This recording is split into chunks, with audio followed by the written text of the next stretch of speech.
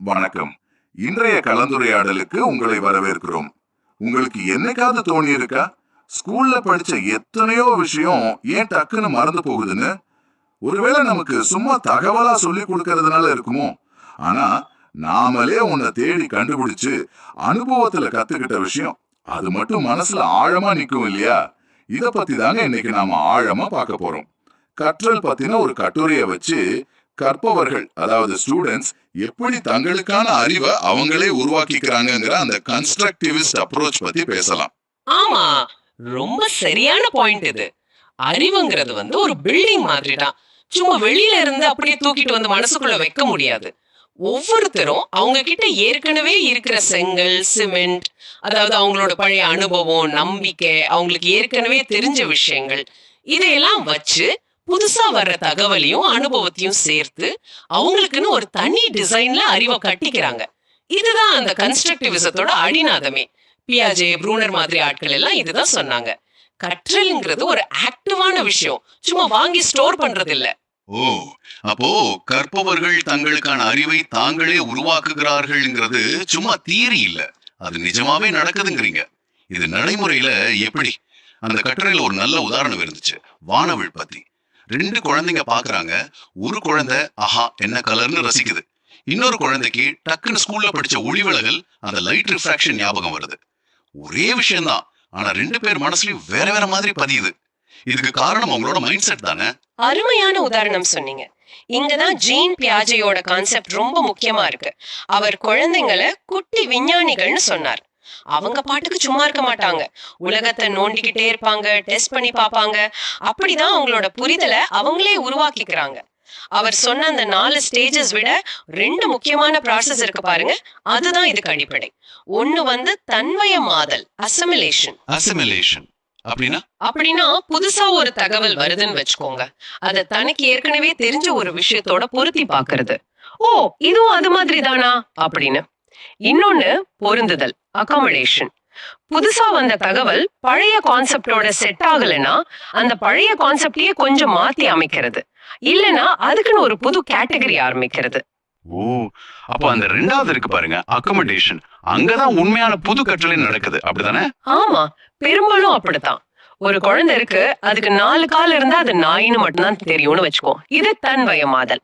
ஆனா முதல் தடவையா ஒரு மாட்டை பாக்குது, அதுக்கும் 4 கால் தான் இருக்கு, ஆனா இது நாய் மாதிரி இல்லையேன்னு அதுக்கு தோணுது. அப்ப அதோட மனசுல 4 கால் பிராணிகள்னா நாய் மட்டும் இல்ல, மாடுன்னு ஒண்ணு இருக்குன்னு ஒரு புது பாக்ஸ் ஓபன் பண்ணுது பாருங்க. இதுதான் பொருந்துதல். இப்படிதான் அனுபவம் மூலமா நம்ம புரிதலை அப்டேட் பண்ணிக்கிட்டே இருக்கோம். இது கேட்கும் போதே தெரியுது, இதுல ஸ்டூடெண்ட்ஸ் சும்மா உட்கார்ந்து கவனிக்கிறத விட எதையாவது செஞ்சுக்கிட்டே இருக்கணும்னு. இது ஆக்டிவ் லேர்னிங்னு சொல்லுவாங்களே, அதை ஊக்குவிக்குதா? ஜெரோம் ப்ரூனரோட டிஸ்கவரி லேர்னிங் பத்தியும் கட்டுரையில இருந்துச்சு. கண்டிப்பா, ப்ரூனர் அதான் சொன்னார். நாம கண்டுபிடிச்சாதான் அது நம்மளோட தான் நிக்கும். செடி வளர சூரிய ஒளி வேணும்னு டீச்சர் சொல்றத மனப்பாடம் பண்றதுக்கும், நாமளே 2 செடி எடுத்து ஒன்னு வெயிலையும் இன்னொன்னு நிழல்லையும் வச்சு என்ன ஆகுதுன்னு பார்த்து தெரிஞ்சுக்கிறதுக்கும் பெரிய வித்தியாசம் இருக்கு இல்லையா? ஆமாம்ல.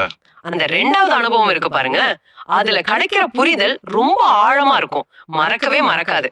இது வெறும் தகவலை தாண்டி ஏன் இப்படி நடக்குதுன்னு யோசிக்க வைக்கும், ப்ராப்ளம் சால்விங் ஸ்கில்லையும் வளர்க்கும். சரி, அப்போ ஒவ்வொரு ஸ்டூடெண்ட்டும் கிளாஸுக்கு வரும்போது அவங்க ஒன்னும் தெரியாதவங்க இல்ல, அவங்களுக்கு இன்னும் சில அனுபவங்கள், குடும்பத்துல, வெளியில, போன வருஷம் ஸ்கூல்ல கத்துக்கிட்டதுன்னு சில விஷயங்கள் இருக்கும். இந்த முன்னறிவு, ப்ரையர் நாலேஜ், இது எப்படி இந்த கத்துக்கிற விஷயத்துல உதவுது? அடேங்கப்பா, இது ரொம்ப ரொம்ப முக்கியமான விஷயம். அந்த முன்னறிவு தான் பேஸ்மெண்ட் மாதிரி. அது சரியா இல்லைன்னா அது மேல புதுசா எதையும் கட்ட முடியாது. ஒரு நல்ல டீச்சர் என்ன பண்ணுவாங்கன்னா, புதுசா ஒரு டாபிக் எடுக்கிறதுக்கு முன்னாடி பசங்களுக்கு இத பத்தி ஏற்கனவே என்ன தெரியும், என்ன தப்பா புரிஞ்சு வச்சிருக்காங்க, இதெல்லாம் கொஞ்சம் தெரிஞ்சுக்க முயற்சி பண்ணுவாங்க. உதாரணத்துக்கு இப்போ ஃபிராக்ஷன்ஸ், பின்னங்களை பத்தி சொல்லி தரீங்கன்னு வச்சுக்குவோம். எடுத்த உடனே 1/2, 1/4ன்னு ஆரம்பிக்காம, யாரெல்லாம் வீட்ல கேக் இல்ல சாக்லேட் ஷேர் பண்ணி சாப்பிட்டுருக்கீங்க அப்படின்னு கேட்கலாம். அந்த ஷேர் பண்ற அனுபவத்தை வச்சு இந்த பின்னத்தை விளக்கினா அது சுலபமா புரியும். ஏன்னா உங்களுக்கு தெரிஞ்ச ஒரு விஷயத்தோட கனெக்ட் பண்றோம், அப்டிராக்டா இருக்கிறத கான்கிரீட்டா மாத்துறோம். சரி, ஸ்டூடெண்ட்ஸே கத்துக்கிறாங்க, முன்னறிவு முக்கியம்னு சொல்றீங்க. அப்போ டீச்சரோட வேலை என்ன? அவங்க சும்மா வேடிக்கை பார்க்க வேண்டியதானா, இல்ல அவங்களோட ரோல் மாறுதா? நிச்சயமா மாறுது.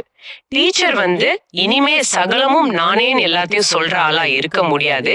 அவர் வந்து ஒரு ஃபெசிலிட்டேட்டர், ஒரு கோச் மாதிரி. ஃபெசிலிட்டேட்டர்னா வழிகாட்டின்னு சொல்லலாமா? ஆமா, அவங்க அந்த பசங்க கத்துக்கிறதுக்கான சூழலும் உருவாக்கி தரணும். அவங்களா தேடுறதுக்கு ஹெல்ப் பண்ணணும். ஒரு நல்ல ஃபெசிலிட்டேட்டர் என்ன பண்ணுவார்? நேரடியா ஆன்சர் சொல்ல மாட்டார். பதிலுக்கு ஏன் இப்படி நினைக்கிற, இத வேற மாதிரி செய்யலாமா, இந்த மாதிரி வேற எங்க பாத்திருக்கன்னு கேள்விகளா கேட்பார். பசங்க எங்கேயாவது தடுமாறுனா சின்னதா ஒரு க்ளூ கொடுப்பார். அதுக்கு பேரு ஸ்கேஃபோல்டிங். ஆனா மொத்த வேலையும் அவரே செய்ய மாட்டார். பசங்களையே யோசிக்க வைப்பார், டிஸ்கஸ் பண்ண வைப்பார், அவங்க கத்துக்கிட்டத பத்தி யோசிக்க வைப்பார். இதனால ஸ்டூடெண்ட்ஸ் அவங்க லேர்னிங்க்கு அவங்களே ஓனர்ஷிப் எடுத்துக்குவாங்க. இது கேட்க நல்லா இருக்கு. ஆனா கிளாஸ் ரூம்ல எப்படி இதெல்லாம் பண்றது? அந்த கட்டுரையில சில மெத்தட் சொல்லியிருந்தாங்கல்ல. ஆமா, நிறைய டெக்னிக்ஸ் இருக்கு. ஒண்ணு வந்து இன்குவரி பேஸ்ட் லேர்னிங். பசங்க ஒரு கேள்வி இல்ல ஒரு ப்ராப்ளத்தை எடுத்துக்கிட்டு அதுக்கு விடை தேடி அவங்களா ரிசர்ச் பண்றது. டீச்சர் வந்து கேள்விகளை தூண்டி விடுவார், கரெக்டான பாதையை காட்டுவார். இன்னொன்னு ப்ராஜெக்ட் பேஸ்ட் லேர்னிங். ஒரு நிஜ உலக பிரச்சனைக்கு தீர்வு கண்டுபிடிக்கிற மாதிரி பசங்க ஒரு பெரிய ப்ராஜெக்ட்ல வேலை செய்வாங்க. இதுல நிறைய ஸ்கில்ஸ் ஒட்டாரே கத்துக்கலாம். அப்புறம் குழுவா சேர்ந்து கத்துக்கிறது, கொலாபரேட்டிவ் லேர்னிங், அத பத்தியும் வந்துச்சு. ஆமா, அதுவும் ரொம்ப முக்கியம். பசங்க சின்ன சின்ன டீமா சேர்ந்து வேலை செய்யும் போது ஒருத்தர் கிட்ட இருந்து இன்னொருத்தர் கத்துக்குவாங்க, ஒருத்தருக்கு ஒருத்தர் சொல்லி தருவாங்க. டிஸ்கஸ் பண்ணும்போது விதவிதமான ஐடியாஸ் வரும். எப்படி நம்ம கருத்தை சொல்றது, மத்தவங்க சொல்றது எப்படி கேட்கறதுன்னு கத்துக்குவாங்க. சோஷியல் ஸ்கில்ஸும் டெவலப் ஆகும். இது போக அவங்க படிச்சத பத்தி எழுதுற ரிஃப்ளெக்டிவ் ஜேர்னல்ஸ், கான்செப்ட் மேப்பிங்னு சொல்றாங்களே, அதாவது புதுசா கத்துக்கிட்டத ஏற்கனவே தெரிஞ்சதோட எப்படி கனெக்ட் பண்றதுன்னு படம் வரைஞ்சு பாக்குறது, இதெல்லாம் கூட யூஸ்ஃபுல் டெக்னிக்ஸ். இதுல நோக்கம் வந்து வெறும் ஞாபகம் வச்சுக்கிறது இல்ல, ஆழமா புரிஞ்சுக்கிட்டு அதை நம்ம அறிவோடு இணைச்சு ஒரு அர்த்தமுள்ள ஒரு விஷயமா மாத்துறது. சரிதானே? Correct, exactly. சரி, இவ்வளவு ஆக்டிவா கத்துக்கிட்டா இது எப்படி மதிப்பிடுவாங்க? மார்க் எப்படி போடுவாங்க? நம்ம வழக்கமான எக்ஸாம் இதுக்கு செட் ஆகுமா? ஏன்னா இங்க மெமரியை விட புரிதல் தானே முக்கியம். ரொம்ப நியாயமான கேள்வி. மதிப்பீடும் மாறணும். அது வந்து ஏதோ கடைசியா வைக்கிற பரீட்சை மாதிரி இல்லாம கத்துக்கிற அந்த ப்ராசஸ் கூடவே சேர்ந்து நடக்கணும். ஃபார்மேட்டிவ் அசஸ்மெண்ட்னு சொல்லுவாங்க. இதோட நோக்கம் வந்து மார்க் போட்டு ரேங்க் கொடுக்கறது இல்ல. ஸ்டூடெண்ட்ஸ் இப்போ எந்த லெவல்ல இருக்காங்க, எப்படி முன்னேறாங்கன்னு புரிஞ்சுக்கிட்டு அதுக்கு ஏத்த மாதிரி நம்ம டீச்சிங்கை மாத்திக்கிறது தான். அதனால மனப்பாடம் பண்ற டெஸ்ட தாண்டி நிறைய வழிகள் இருக்கு. என்ன மாதிரி வழிகள்? கிளாஸ் டிஸ்கஷன்ல எப்படி பங்கேற்கிறாங்கன்னு கவனிக்கலாம். அவங்க செஞ்ச ப்ராஜெக்ட்ஸ், எழுதுனது, வரைஞ்சது இதெல்லாம் வச்சு ஒரு போர்ட்ஃபோலியோ ரெடி பண்ணி அசஸ் பண்ணலாம். அவங்க பண்ற பிரசன்டேஷன்ஸ், ஏன் கூட படிக்கிற பசங்களே ஃபீட்பேக் கொடுக்கலாம். பியர் ஃபீட்பேக், அதுவும் ஒரு வகை மதிப்பீடு தான். முக்கியமா யோசிச்சு பதில் சொல்ற மாதிரி ஓப்பன் எண்டட் கேள்விகள் கேட்கணும். ஆமா, அப்பதான் அவங்க எப்படி யோசிக்கிறாங்கன்னு தெரியும். ஆமா, ஒரு பிரச்சனைக்கு எப்படி தீர்வு காண்றாங்க, எப்படி வித்தியாசமா யோசிக்கிறாங்கன்னு புரிஞ்சுக்கலாம். சோ அசஸ்மெண்டோட ஃபோக்கஸ் வந்து எவ்வளவு ஞாபகம் இருக்குங்கிறதுல இருந்து எப்படி யோசிக்கிறாங்கங்கிறதுக்கு மாறணும். சரி, இப்ப இந்த கன்ஸ்ட்ரக்டிவிஸ்ட் முறையால நிறைய நன்மைகள் இருக்குன்னு தெரியுது. ஆழமா புரியுது, பசங்களை யோசிக்கிறாங்க, ஆர்வம் அதிகமாகுது, லைஃப் லாங் கத்துக்க தோணுது, படிச்சது நிஜ வாழ்க்கைக்கு உதவுதுன்னு நிறைய இருக்கு. ஆனா இதெல்லாம் நடைமுறைக்கு கொண்டு வர்றதுல சவால்களே இருக்காதா? இல்லாம இருக்குமா? கண்டிப்பா இருக்கு. கட்டுரையிலயும் அதை சொல்லியிருக்காங்க. ஒண்ணு, இதுக்கு டைம் நிறைய தேவைப்படும். பாடத்தை பிளான் பண்றதுக்கும் ஒவ்வொரு ஸ்டூடெண்ட்டையும் கவனிக்கிறதுக்கும் டீச்சருக்கு எக்ஸ்ட்ரா எஃபர்ட் வேணும். ரெண்டாவது, கிளாஸ்ல பசங்க எண்ணிக்கை ரொம்ப அதிகமா இருந்தா பெரிய கிளாஸ்ல ஒவ்வொருத்தரோட லேர்னிங் ஸ்டைலுக்கும் ஏத்த மாதிரி போறது ரொம்ப கஷ்டம். ஆமா, அது ஒரு பெரிய பிரச்சனை. அப்புறம் டீச்சர்ஸ் வந்து அவங்க பழகின அந்த சொல்லி தர்ற முறையில இருந்து மாறி இந்த வழிகாட்டுற ரோலுக்கு அடாப்ட் ஆகணும். அதுக்கு ட்ரைனிங் வேணும். மைண்ட் செட்ல ஒரு பெரிய மாற்றம் இது. கடைசியா நம்ம பேசணுமே அந்த புது விதமான அசஸ்மெண்ட் முறைகள், அதையெல்லாம் யோசிச்சு உருவாக்கி செயல்படுத்துறதும் ஒரு சவால் தான். அப்போ இதெல்லாம் செய்யவே முடியாதா? முடியும் தான் கட்டுரை சொல்லுது. கிரியேட்டிவிட்டி, டீம் ஒர்க், டெக்னாலஜியை சரியா பயன்படுத்துறது, இதெல்லாம் வச்சு இந்த தடைகளை தாண்டலாம். இப்போ டெக்னாலஜி பாருங்க, பசங்க அவங்களா தேடி படிக்கிறதுக்கு எவ்வளவு ஹெல்ப் பண்ணுது. டீம் ஆக்டிவிட்டிஸ் வச்சா பெரிய கிளாஸை கூட ஓரளவுக்கு சமாளிக்கலாம்.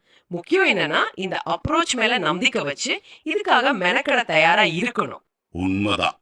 இப்போ இருக்கிற டிஜிட்டல் உலகத்துல தகவல் எல்லா பக்கமும் கொட்டி கிடக்கு. அப்போ என்ன தகவல் நமக்கு தெரியுங்கிறத விட அந்த தகவலை வச்சு நாம என்ன செய்ய போறோம், எப்படி யோசிக்கிறோம், எப்படி புதுசா ஒண்ணு உருவாக்குறோம், இதுதானே இப்போ முக்கியமா இருக்கு. அப்படியே சொன்னீங்க. இன்னைக்கு நமக்கு தேவையான 21ஆம் நூற்றாண்டு திறன்கள்னு சொல்றோமே, critical thinking, collaboration, communication, creativity, digital literacy, இது எல்லாமே இந்த கன்ஸ்ட்ரக்டிவிஸ்ட் மாடலோட நல்லா பொருந்தி போகுது. தகவலை தேடி கண்டுபிடிக்கிறது முதல் படிதான். ஆனா அதை வச்சு எப்படி யோசிக்கிறது, எப்படி பிரச்சனைக்கு தீர்வு காணுறதுங்கிறது தான் அடுத்தடுத்த படிகள். இப்படி அவங்க அறிவை அவங்களே உருவாக்கி கொள்ளும் போது ஸ்டூடெண்ட்ஸ் வந்து ரொம்ப அடாப்டபிளா இருப்பாங்க, தன்னம்பிக்கையோட இருப்பாங்க, வாழ்க்கை முழுக்க கத்துக்க தயாரா இருப்பாங்க. ஆஹா, இன்னைக்கு நாம பேசினதோட சாராம்சம் இதுதான். கத்துக்கிறதுங்கிறது சும்மா தகவலை வாங்குறது இல்ல, அது ஒரு தீவிரமான கிரியேட்டிவான வேலை. கற்பவர்கள் வந்து அவங்க அனுபவம், அவங்களுக்கு ஏற்கனவே தெரிஞ்சதை வச்சு அவங்களுக்கான புரிதலை அவங்களே உருவாக்கிக்கிறாங்க. இந்த முறை வந்து ஆர்வத்தையும் கேள்வி கேட்கறதையும் சுதந்திரமா யோசிக்கிறதையும் கொண்டாட வைக்குது. இப்படி நடக்கும்போது கற்றல்ங்கிறது வெறும் பரீட்சைக்காக இல்லாம ஒரு மாற்றத்தை உண்டாக்குற அனுபவமா நம்ம வளர்ச்சிக்கு உதவுற ஒரு பயணமா அமையுது. சரி, இறுதியா நீங்க யோசிப்பிருக்கிறதாக ஒரு விஷயம். நீங்க எப்போவாது எதையாவது கத்துக்கும் போது ரொம்ப உற்சாகமா ஃபீல் பண்ணிருக்கீங்களா?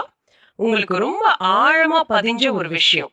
அது ஒரு புது ஸ்கில்லா இருக்கலாம், இல்ல ரொம்ப கஷ்டமான ஒரு கான்செப்ட் புரிஞ்சதா இருக்கலாம். இப்போ கொஞ்சம் யோசிச்சு பாருங்க.